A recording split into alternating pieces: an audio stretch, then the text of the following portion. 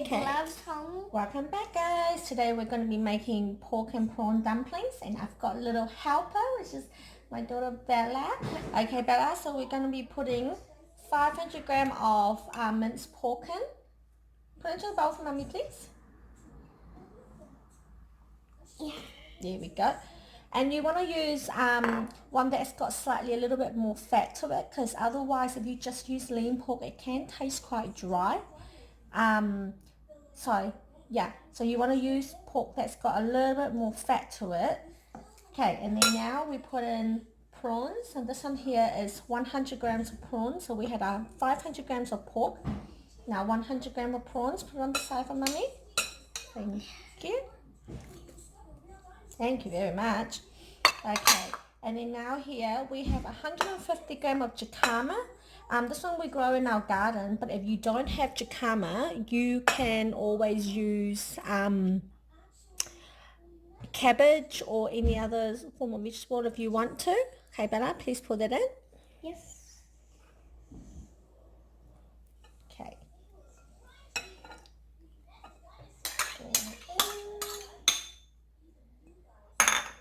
Okay, and then now in here we have a teaspoon of minced up ginger, 2 cloves of garlic and 1 whole shallot. Okay, Bella?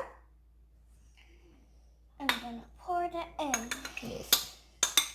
Thank you. So the pudding looks yummy. Okay, and in here we got some chives and some scallions, which we all minced all that up as well. So that's about 1 stalk of scallions, and this one here is about 10 grams of chives. Okay, Bella?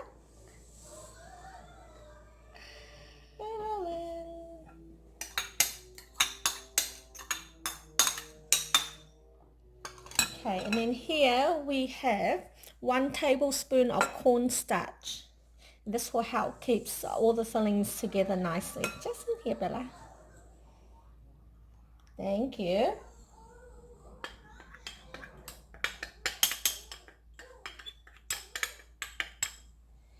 Okay. And then we have 1 tablespoon of soy sauce. Bella, can you put it in for Mummy? Oh, yeah. Careful. Slower. That's it. Okay. And then we're going to put a bit of salt and pepper in. Bella, do you want to shake some pepper in? Yeah. Shake, shake, shake, shake, shake. Okay. So that'll be about a teaspoon of pepper. And then now we want to put some salt in. Yes. So the pudding tastes so good. Yes. So we'll do 2 teaspoons of salt. 1. Yep, and 1 more. A little bit more. 2. Okay. And then we want 1 teaspoon of pure sesame oil. Let's put it in. Dumpling. And then 1 teaspoon of shaoxing wine.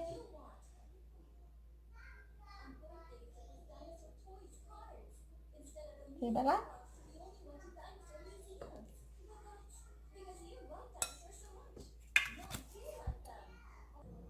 Here you go, Bella. And here we have a tablespoon of chicken powder. And you can get this from a lot of the supermarket. I use it a lot in making my soups as well. So you put a table of that in. But if you don't have that, then instead of doing 1 teaspoon of, 1 tablespoon of salt, 2 tablespoons of salt, you can change it to doing 3 teaspoons instead. Okay, and then now we're going to give it a good mix together, Bella. Yeah.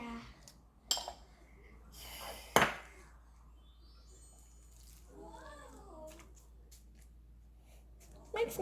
We're going to mix it really well. And then we're going to leave it in the fridge for 1 hour. Yeah, that is not a long time. No, that is not a long time. So we'll put it in for 1 hour in the fridge so that all the flavors will absorb into each other. And then we'll wrap it into our dumpling wraps. dumplings. Yeah, but they're quite thick, so I'm just using the rolling pin, and we're just gonna roll it a couple more times just to make the skin a little bit thinner. I just find that when you buy the pre-made one, they're generally a little bit too thick, that when you cook it, it can taste a little bit hard, and they don't last as long out. So I like to just go over it and just make it so that it's just a little bit more thinner. So that's the original size there. So you want it just a bit more thinner like that. And that way when you roll your pastry, it actually will taste so much nicer. And just make sure you always cover it, whether with grab rack or with a towel, so that the pastry doesn't go dry. And just dust a little bit of flour on your board, so that way they don't stick to the board. Shape dumplings. Just roll that out a little bit. And just put the three together. That's it. Put about a tablespoon, just over a tablespoon of fillings in there. Just put in the middle. So there's quite a few different shapes you can do.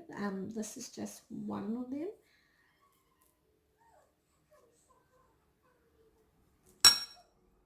Just flatten it out.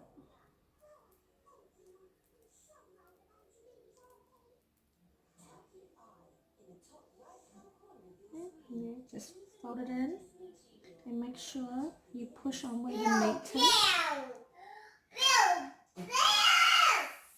Don't mind the background music. And then just press the edges to close that off. Any filling that comes up, put back into the bowl. Just press that. Okay, from here you just roll slowly. Try not to press it too hard. You want to do it quite gently, because if you press it too hard, the meat might come out. Okay, but the water, tighten the edges, and then just push it in. And from here, just open up the leaves a bit.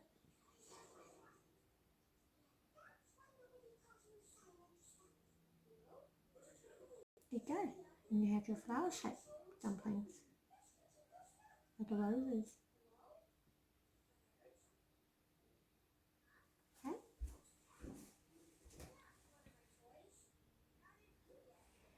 And you'd want to steam this for about 30 minutes because it's quite thick, because if you think about, there's 3 pastry in it, so you'd want to do